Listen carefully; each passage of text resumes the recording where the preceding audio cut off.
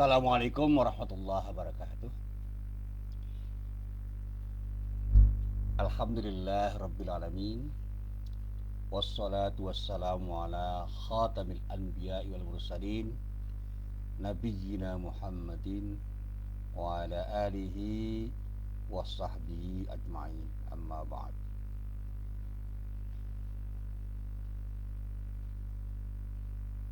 Para jamaah yang dirahmati Allah, alhamdulillah pagi ini kita bisa bertemu lagi dan saya mencoba pakai headset. Saya tidak tahu apakah dengan pakai headset itu suaranya akan lebih bagus apa tidak. Yang jelas beberapa kali saya gunakan headset yang biasa itu suaranya kurang bagus. Begitu tidak saya gunakan juga suaranya pecah. Marilah kita coba untuk kita cermati apa yang selama ini menjadi bagian dari apa yang dicermati oleh banyak orang. Dan tadi malam saya ikut diskusi kami alumni HMI di internet dan ada beberapa presentasi yang cukup bagus yang coba saya cermati dan temanya memang terkait dengan persoalan politik, tapi saya coba untuk mencari sisi lain dari apa yang telah didiskusikan itu menjadi sesuatu materi yang mudah bisa dicerna, tidak hanya terkait dengan persoalan yang disebut dengan politik kontemporer saat ini di negeri kita, tapi saya akan menarik pada persoalan kepemimpinan yang secara normatif bisa kita pahami bagaimana Rasulullah itu menjalani proses kepemimpinan dan menghasilkan sesuatu yang luar biasa.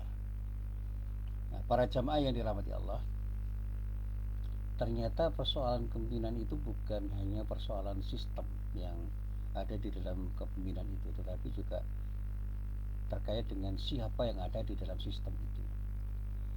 Perdebatan di seputar apakah sistem itu yang akan berpengaruh atau orang yang ada di balik sistem itu memang sampai saat ini tidak selesai dan bahkan tidak akan pernah selesai. Yang terpenting itu sistemnya atau orang yang ada di balik sistem itu. Nah, kalau kita belajar dari apa yang dilakukan Rasulullah, dua-duanya itu berjalan. Rasulullah itu adalah orang yang ada di balik sistem, dan sistem itulah yang kemudian digerakkan oleh orang yang ada di dalamnya. Dan kebetulan kalau kita bicara konsep yang ada di dalam sistem dan Rasulullah, ya tidak ada sesuatu yang waktu itu tertulis tetapi kemudian diungkap oleh banyak orang, banyak ilmuwan, banyak peneliti tentang sistem kepemimpinan Rasulullah yang kemudian bisa kita baca bagaimana seorang pemimpin itu akan sangat menentukan sebuah proses pemimpinan dan hasil dari sebuah kepemimpinan yang memang dihasilkan dari sebuah kepribadian yang sangat menonjol dan menjadi penentu jalannya sistem pemimpinan itu dalam sebuah proses yang melahirkan sesuatu yang luar biasa. Jadi sekali lagi sistem itu terbentuk tetapi menjadi sesuatu yang berjalan karena orang yang ada itu punya komitmen untuk menjalankan sebuah sistem yang memang menjadi bagian yang harus dijalankan. Ini persoalan komitmen yang luar biasa. Dan seorang pemimpin itu harus punya sikap untuk bersikap istiqomah atau punya sikap istiqomah menjalankan sistem pembinaan yang sudah diyakini sebagai sebuah sistem yang harus dijalankan, dan dia harus yakin bahwa dengan sistem itulah dia akan menjalankan dan akan bisa menjadi pemimpin yang berhasil. Jadi dia bukan orang yang bisa semena-mena melanggar apa yang ada di dalam sistem itu, sehingga aturan-aturan itu dibuat bukan untuk dilanggar tapi ditaati. Nah, ini yang sulit. Berbicara tentang demokrasi misalnya, aturan-aturan dalam sebuah sistem pembinaan yang demokratis itu ada, tetapi tidak semuanya berjalan karena ada orang yang ada di dalam sistem itu yang tidak konsisten, tidak bersikap istiqomah untuk memberlakukan sistem itu di dalam proses pembinaannya. Dan kalau saya bicara demokrasi itu bukan hanya demokrasi dalam pengertian kuantitatif, tetapi saya lebih melihat bahwa demokrasi itu persoalan yang terkait dengan kualitas, yang sering saya sebut sebagai demokrasi kualitatif.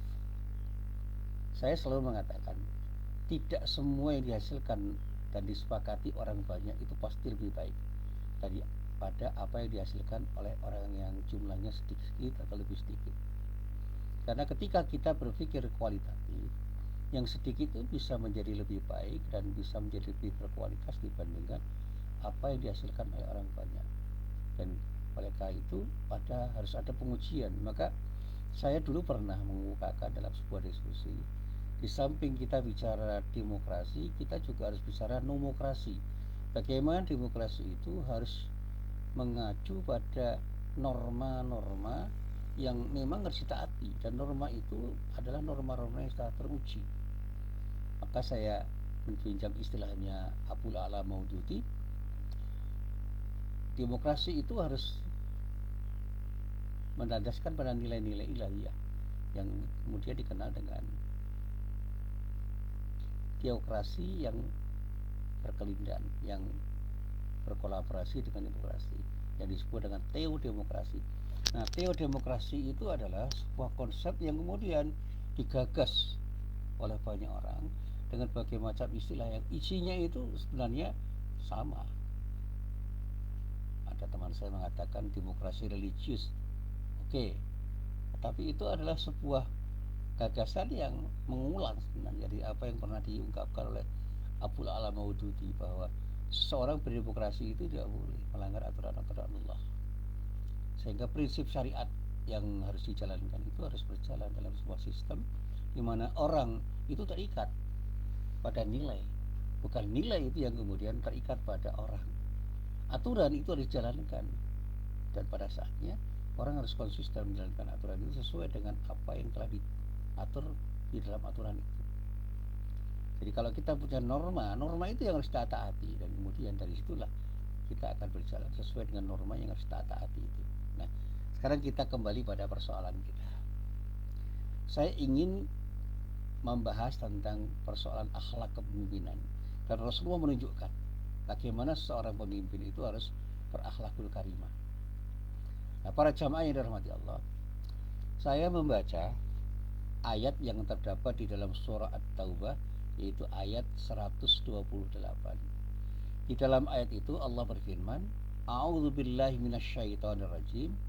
Laqad ja'akum rasulun min anfusikum azizun 'alaihi ma 'anittum harisun 'alaikum bil mu'minina raufur rahim.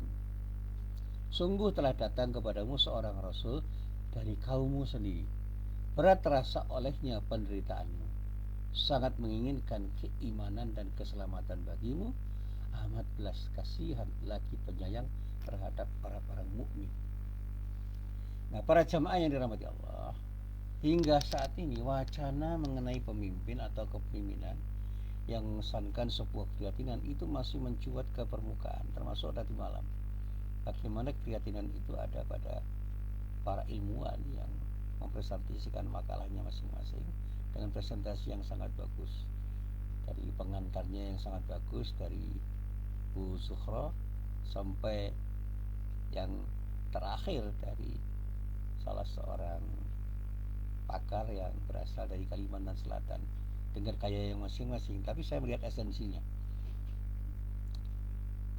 Menurut pengamatan saya, dan ini pengamatan yang saya coba untuk saya ambil dari tulisan yang ditulis oleh para ulama, oleh para intelektual yang masih konsisten untuk menjadi seorang intelektual yang punya integritas.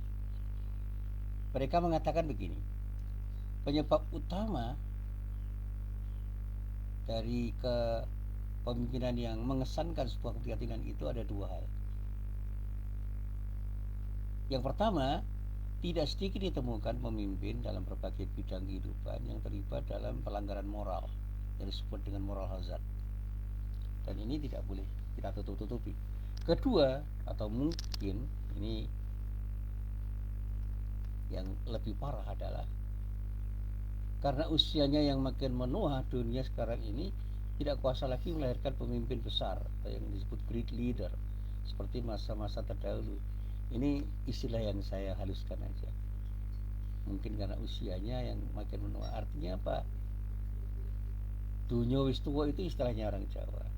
Jadi karena orang sudah pada tataran tertentu itu terikat dengan kepentingan duniawi, orang lalu tidak hero lagi terhadap persoalan-persoalan moral. Sehingga pemimpin-pemimpin besar itu tidak lahir karena apa? Jiwa kepemimpinan itu tidak tumbuh pada pemimpin-pemimpin yang lahir di dunia ini, termasuk di negeri kita. Ya mudah-mudahan apa yang saya sampaikan yang itu adalah meminjam apa yang disampaikan oleh para ulama dan para intelektual itu tidak benar. Sekarang kita lihat, ada nggak gejala itu? Ada nggak pemimpin yang terlibat dalam pelanggaran moral di seputar kita? Yang kedua, ada nggak pemimpin-pemimpin yang punya jiwa kepemimpinan yang betul-betul menjadi pemimpin yang dihadirkan sebagai pemimpin yang betul-betul menjadi dambaan rakyat, sehingga sebagai pemimpin orang itu tahu apa yang harus dikerjakan ketika dia harus menyejahterakan rakyatnya.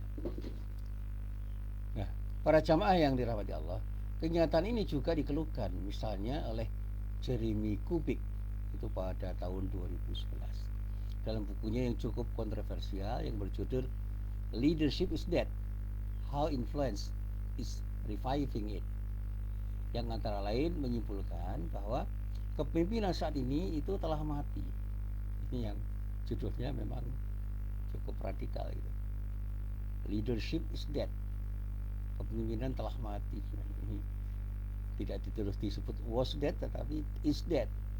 Itu artinya sesuatu yang mengalir saja, bukan sesuatu yang sudah terjadi dan kemudian tidak terjadi. Ini sesuatu yang terus terjadi karena apa?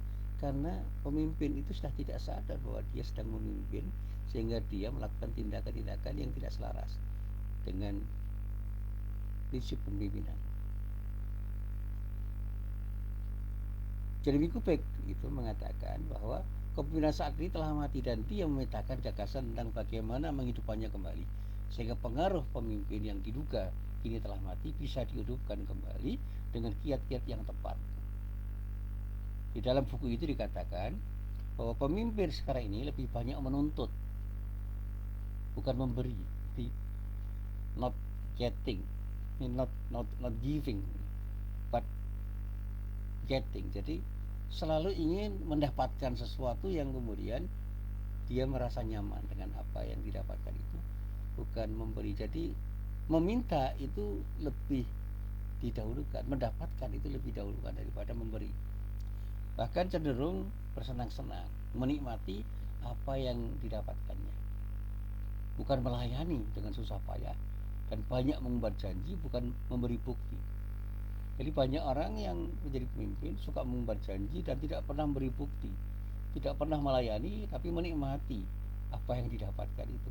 Dan ini mungkin terjadi sebagai akibat dari keinginan orang jadi pemimpin itu bukan untuk memberi, tetapi untuk mendapatkan. Bukan dia melayani, tetapi menikmati apa yang didapatkan. Sehingga dia umbar janjinya pada orang dan kemudian tidak pernah memberi bukti, karena begitu jadi pemimpin dia lupa pada rakyatnya.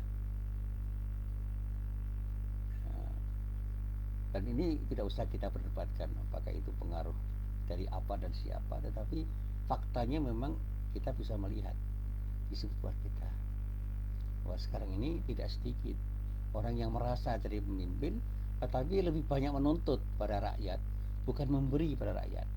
Lebih banyak menikmati apa yang dia dapatkan dengan fasilitas-fasilitasnya, bukan ingin melayani. Dia banyak mengumbar janji di mana-mana dan bahkan mencitrakan dirinya itu sebagai orang yang betul-betul menjanjikan dan tidak pernah memberi bukti di dalam kenyataan. Dia mengatakan bahwa siapapun bisa mempengaruhi siapapun, dimanapun dan apapun. Ini kata Jeremy Kubik. Dikatakan oleh beliau bahwa siapapun bisa mempengaruhi siapapun, dimanapun dan apapun. Dan di dalam buku ini juga dia tunjukkan bahwa kunci kepemimpinan yang efektif adalah belajar bagaimana untuk mempengaruhi dengan cara yang bisa menimbulkan kepercayaan yang lebih besar. Jadi trust itu sangat penting. bisa menciptakan kemitraan yang lebih kuat dan punya upaya yang lebih berdampak positif pada siapapun yang dipimpin. Nah, para jamaah yang dirahmati Allah, sementara itu di dalam fikih politik Islam yang saya baca dalam beberapa artikel dan buku politik Islam, moral yang menjadi dasar kebijakan dan tindakan pemimpin itu merupakan kemaslahatan rakyat yang memang harus menjadi sesuatu yang dituju oleh seorang pemimpin, sehingga pemimpin itu memang bekerja untuk kemaslahatan rakyat. Dikatakan dalam kaidah fikih misalnya, tasarruful imam ala ra'iyah manutun bil maslahah. Tindakan pemimpin atas rakyat itu terikat oleh kepentingan atau kemaslahatan umum. Jadi pemimpin itu punya tanggung jawab dan kewajiban yang jelas melekat pada dirinya untuk bertindak tegas demi kebaikan bangsa, demi kebaikan rakyat, yang bukan kebaikan diri dan kelompoknya semata-mata, bahkan kemudian mengorbankan rakyat untuk kepentingan dirinya dan kelompoknya. Nah, yang sekarang terjadi kan bisa sebaliknya, bagaimana rakyat itu menjadi korban untuk kebaikan pemimpin dan kebaikan orang-orang yang ada di seputarnya, sehingga rakyat itu kemudian diperas, bahkan bisa menjadi sapi perahan oleh pemimpin yang punya mentalitas seperti itu. Ya, kita tidak usah mengatakan siapa dan di mana, kita lihat saja, kemudian hari kita coba untuk berkata jujur dan terbuka. Nah, kata para ulama, kaidah yang ada di dalam buku usul fikih ini diturunkan dari moral kepemimpinan Rasulullah Sallallahu Alaihi Wasallam, seperti yang disebutkan di dalam surat At-Taubah ayat 128 yang saya baca tadi. Jadi bagaimana Rasulullah itu selalu bertindak untuk menguntungkan rakyatnya yang dipimpin, sehingga apapun kepentingan rakyatnya itu menjadi tujuan utama untuk bertindak, sehingga rakyatnya itu mendapatkan kemaslahatan dari kepemimpinan Rasulullah. Dia bisa bertindak tegas untuk kebaikan rakyatnya, bukan sebaliknya, bertindak tegas untuk kepentingan dirinya dengan mengorbankan rakyatnya, sehingga rakyat itu mendambakan pemimpin seperti Rasulullah ini. Nah, setelah membaca ayat yang terdapat di dalam surat Taubah itu, ayat 128 itu, saya kemudian memahami bahwa ada 3 sifat kepemimpinan Rasulullah yang terkait dengan moralitas beliau, yang melekat dalam kepemimpinan beliau, yang betul-betul melekat dalam diri beliau, yang dengan ketiga hal itu kepemimpinan Rasulullah SAW itu bisa menghasilkan karya kepemimpinan yang luar biasa. Apa 3 hal itu? Yang pertama, Rasulullah dikatakan di dalam ayat itu dengan pernyataan azizun alaihi ma'anittum, berat dirasakan oleh Rasulullah SAW sebagai pemimpin. Apa yang berat dirasakan itu? Penderitaan orang yang dipimpinnya. Jadi Rasulullah itu betul-betul punya empati dan bahkan simpati terhadap kependeritaan rakyat. Dalam bahasa modern, sifat tersebut disebut dengan sense of crisis, yaitu kepekaan atas kesulitan rakyat yang ditunjukkan dengan kemampuan untuk berempati dan bersimpati kepada pihak-pihak yang kurang beruntung. Nah, secara kejiwaan, empati itu berarti kemampuan memahami dan merasakan kesulitan orang lain.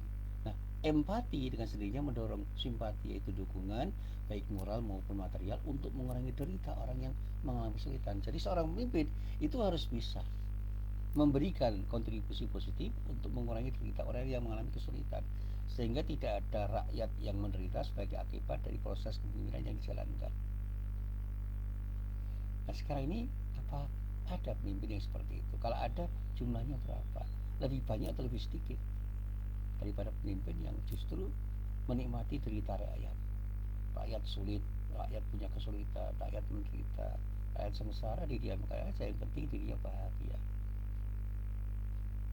Nah, Rasulullah itu betul-betul menjadi pemimpin yang punya empati yang luar biasa, dan kemudian bersimpati untuk memberikan sesuatu yang terbaik bagi rakyatnya, sehingga rakyatnya yang menderita itu menjadi rakyat yang betul-betul bisa mendapatkan kebahagiaan dari proses kepemimpinan Rasulullah.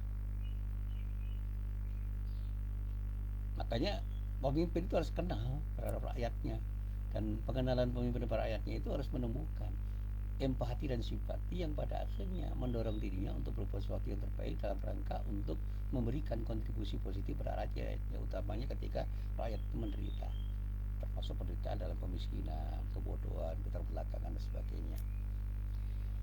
Kemudian yang kedua dikatakan di dalam ayat itu, harisun alaikum. Rasulullah itu amat sangat berkeinginan agar orang lain itu merasa tenang, merasa aman, merasa nyaman, merasa nikmat dan sentosa. Di dalam bahasa modern, sifat ini dinamakan sense of achievement, sense of achievement. Jadi semangat yang menggebu-gebu agar masyarakat dan bangsa yang dipimpinnya itu meraih kemajuan. Jadi ada sense of achievement. Nah, tugas pemimpin itu kata para ulama antara lain memang sudah seharusnya menumbuhkan harapan dan membuat peta jalan politik menuju cita-cita dan harapan itu. Jadi kalau pemimpin tidak bisa menumbuhkan harapan dan tidak bisa membuat peta jalan politik menuju cita-cita dan harapan itu, ya jangan jadi pemimpin. Apalagi pemimpin yang justru menyulitkan orang untuk mendapatkan sesuatu yang diharapkan, itu sudah harus pensiun. Yang ketiga, yang terakhir, Rasulullah itu punya sifat Raufun Rahim, pengasih dan penyayang.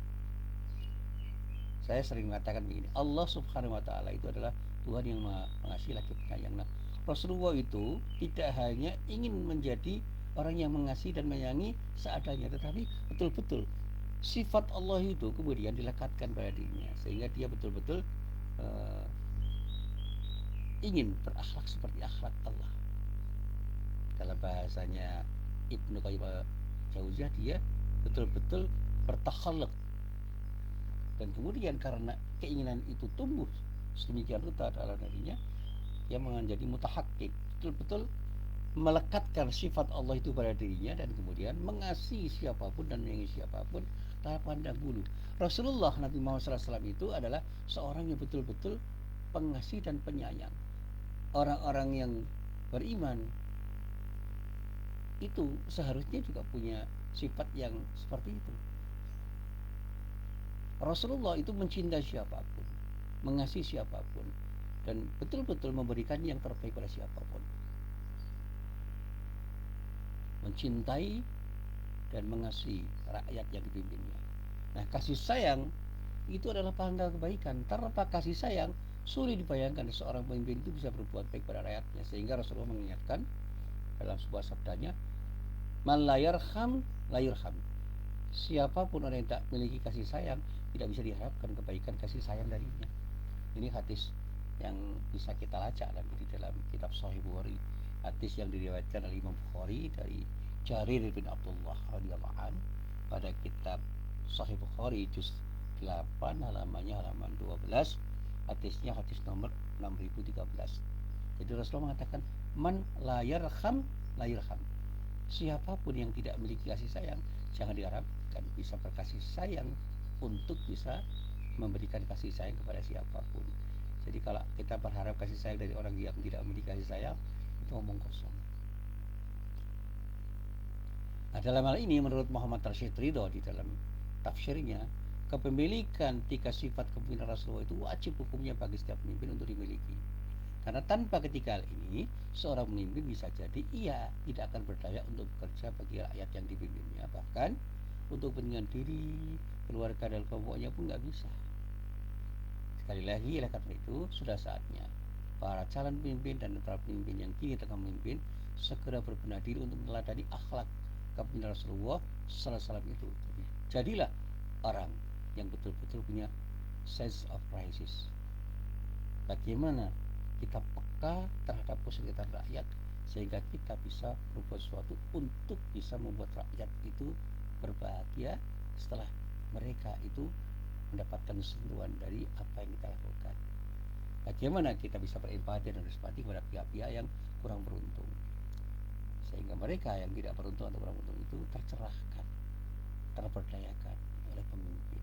Bagaimana fakir miskin itu menjadi sejahtera, menjadi tidak fakir dan tidak miskin lagi karena sentuhan kepemimpinan orang-orang yang punya empati dan simpati. Bagaimana orang-orang yang bodoh itu menjadi tidak bodoh lagi. Bagaimana orang-orang yang terbelakang itu tidak menjadi terbelakang lagi karena sentuhan kepemimpinan orang yang punya sifat azizun ma alaihi ma'anitum, seperti yang dinyatakan oleh Allah di dalam ayat 124 surat At-Taubah. Rasulullah itu punya jiwa sense of crisis. Dia selalu peka terhadap kesulitan orang-orang yang dipimpinnya, sehingga setiap kesulitan yang dirasakan oleh orang-orang yang dipimpinnya itu kemudian diberi oleh Rasulullah sentuhan-sentuhan aktivitas yang membuat mereka itu keluar dari krisis yang dialaminya. Nah, yang kedua, seorang pemimpin itu harus punya sense of achievement, semangat yang betul-betul menggebu-gebu untuk meraih kemajuan. Kemajuan siapa? Kemajuan orang-orang yang dipimpinnya, sehingga rakyat itu punya harapan untuk mendapatkan sesuatu yang terbaik dari pemimpin itu dan bisa membuat mereka jalan politik menuju cita-cita dan harapan rakyat. Yang terakhir, punya sifat kasih sayang, sehingga dia tidak menzalimi rakyat, bahkan berbuat ihsan pada rakyatnya, sehingga rakyat itu selalu mendapatkan yang terbaik dari pemimpin yang betul-betul dijamaahkan itu. Ya, kalau selama ini rakyat justru merasa terzalimi, ya pemimpin itu harus segera lengser dari kepemimpinannya. Mestinya begitu. Kalau kita ingin mencontoh kepribadian Rasulullah sebagai seorang pemimpin. Tapi kalau kita tidak ingin seperti itu, ya monggo, itu hak Anda sebagai pemimpin. Dan inilah yang selalu saya sampaikan pada para jemaah. Mari, kalau kita ingin jadi pemimpin, jadilah orang yang mampu meneladani Rasulullah, punya sense of crisis, punya sense of achievement, dan yang terakhir punya rasa kasih sayang yang kemudian mengakibatkan kita itu menjadi orang yang betul-betul diharapkan oleh rakyat yang kita pimpin, karena mereka lah orang-orang yang selalu berharap pemimpinnya bisa memberikan kontribusi positif bagi mereka untuk kehidupan dunia dan kehidupan akhiratnya. Inilah sekali lagi apa yang bisa saya sampaikan dalam pengajian ini.